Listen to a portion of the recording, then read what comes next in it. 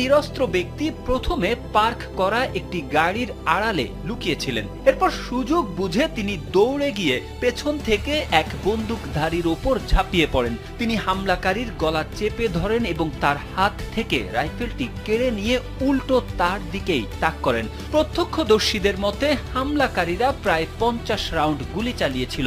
ওই ব্যক্তির সাহসিকতার কারণেই হতাহতের সংখ্যা আরও বাড়েনি বলে মনে করা হচ্ছে।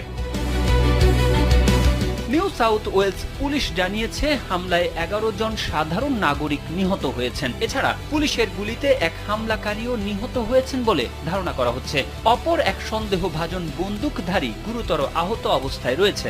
2 পুলিশ কর্মকর্তা সহ অন্তত 11 জন আহত হয়েছেন এবং ঘটনাস্থল থেকে 2 জনকে পুলিশ হেফাজতে নেওয়া হয়েছে। ইহুদিদের হানুক্কা উৎসব উপলক্ষে সমুদ্র তীরে বহু মানুষ একত্রিত